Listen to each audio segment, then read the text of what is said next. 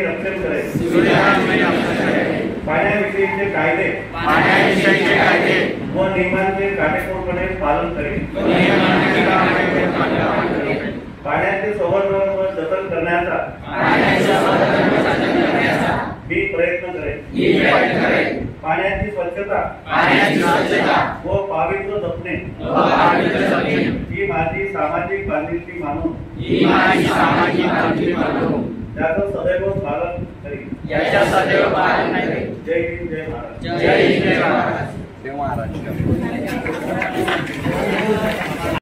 बाकी सगळे शिक्षक शिक्षकेतर कर्मचारी आणि माझे विद्यार्थी मित्र-मैत्रिणींनो, आज वॉटर डे आपण सेलिब्रेट करतोय। त्याच्याबद्दल खूप सुंदर माहिती दिली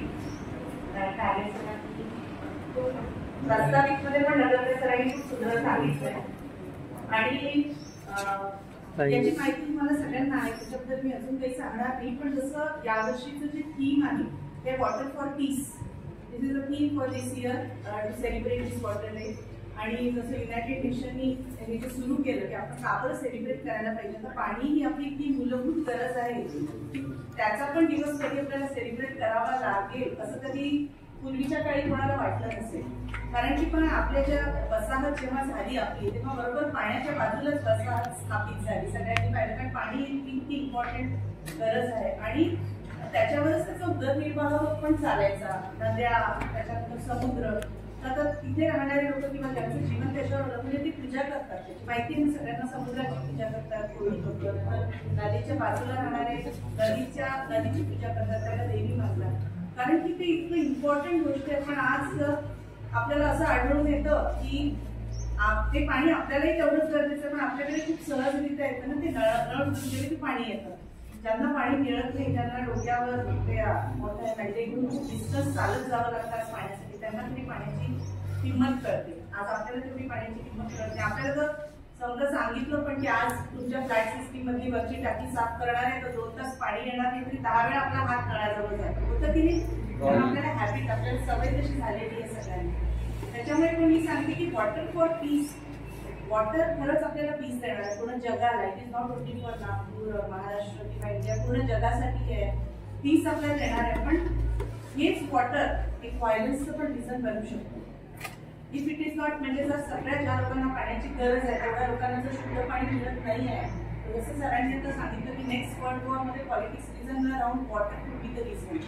आता तुम्ही कावेरीचं वाचतच असाल, तामिळनाडू आणि कर्नाटकामध्ये जे कावेरी नदीचं जे आधीपासून ते डिस्ट्रीब्युशन करून दिलं, मग कधी पाऊस कमी आला तर त्यांना रिक्वायरमेंट जास्ती राहणार आहे। याच्यामुळे खूप व्हायलंट ऍक्टिव्हिटीज तिथे झालेल्या आहेत। पाणी आज इतकी महत्वाची गोष्ट आहे की मला असं वाटतं की हे प्रोग्राम आपण इथे अरेंज करतो आणि आपण आता भाषणात असं लोक माहिती देतो, पण ऍक्च्युली आजकाल आउटकम बेस्ड एज्युकेशन म्हणतात ना सगळेजण। What is outcome of this program असं जर आपल्याला विचारलं तर आउटकम खूप महत्वाचं आहे। तर सगळे ते भाषण देतील, जातील, सगळं संपेल, पण गव्हर्नमेंटचं जे उद्दिष्ट आहे सगळे प्रोग्राम करायचं, तर गव्हर्नमेंटचं उद्दिष्ट आहे आपण आपल्या इंडिव्हिज्युअल प्रत्येकाचं काय याच्यामध्ये आपला सहभाग राहणार आहे हे सगळ्यात जास्त महत्वाचं आहे।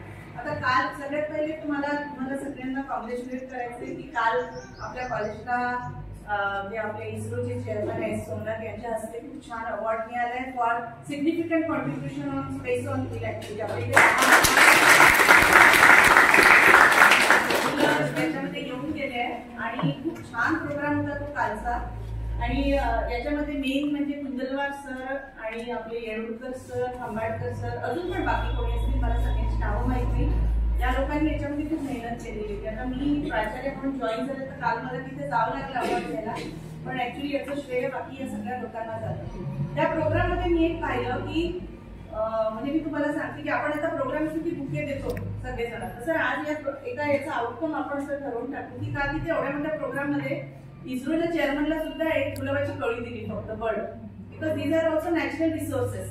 आपण सगळ्यात आणि आपण इतके प्रोग्राम कॉलेजमध्ये करू समजा इतके सगळे बुकेस देऊ, दिस इज व्हॉट आय थिंक। म्हणजे मला असं वाटतं की आपले बाहेरचे गेस्ट आले कोणी आपण त्यांना देऊ, पण इंटरनल प्रोग्राम मध्ये आपण कमीत कमी रिसोर्सेस वापरायला पाहिजे, आपल्यापासूनच सुरुवात व्हायला पाहिजे। तर आपण याच्यापुढे एक कळी द्यायची सर, गुलाबाची कळी, ती देऊनच आपण प्रोग्रामचं हे करायचं। त्याच्यानंतर तिथे मी तुम्हाला सांगते की तिथल्या शाळेतल्या मुलांनी इतकी सुंदर प्रश्न विचारले त्या यांनी सुद्धा आपल्या प्रास्ताविकामधून पाण्याचं महत्त्व किंवा या जलदिवसाचा उद्देश काय आहे, समस्या काय आहे, पाणी जर वाचवलं नाही तर कदाचित भविष्यात आपल्याला किती संकटांना सामोरं जावं लागू शकते हे त्यांनी त्यांच्या प्रास्ताविकातून सांगितलं. त्याबद्दल त्यांचे सुद्धा आभार मानतो. मित्रांनो, एक गोष्ट सांगू इच्छितो आपण की हा जो विषय आहे पाण्याचा, हा पाहिजे तेवढा पर्सनली आपण घेत नाही, कारण आपल्याला त्या पाण्याची स्केअरसिटी जी आहे ती कळत नाही. जर आपण ग्लोबली पाहिलं, जागतिक लेवलवर जर पाहिलं तर ते रेकॉर्डनुसार त्याच्यामध्ये फक्त 2.5% एवढं फ्रेश वॉटर आज अवेलेबल आहे. आणि या 2.5 मध्ये मोस्ट ऑफ दी वॉटर हे ग्लेशियर्स आणि आईस कव्हर मध्ये लपलेला आहे. म्हणजे जवळपास 0.5 एवढं फ्रेश वॉटर आपल्याकडे आहे. आणि या पाण्याचा वापर आपल्याला भविष्यात करता यावा, कारण लोकसंख्या वाढत आहे आणि त्या प्रमाणामध्ये या पाण्याची जपणूक करणे, भविष्यासाठी आपल्याला ते पाणी वाचवणे ही आज काळाची निकड गरज झालेली आहे. त्याचप्रमाणे आजच्या कार्यक्रमाला उपस्थित असलेले महाविद्यालयाचे सर्व सन्माननीय प्राध्यापक वर्ग, प्राध्यापिका आणि विशेष करून या कार्यक्रमाला उपस्थित असलेले विद्यार्थी मित्रांनो, तुमचं सुद्धा इथे आभार मानतो, धन्यवाद देतो. त्याचप्रमाणे सॉरी सर हां झाले सर, चुकून गेले.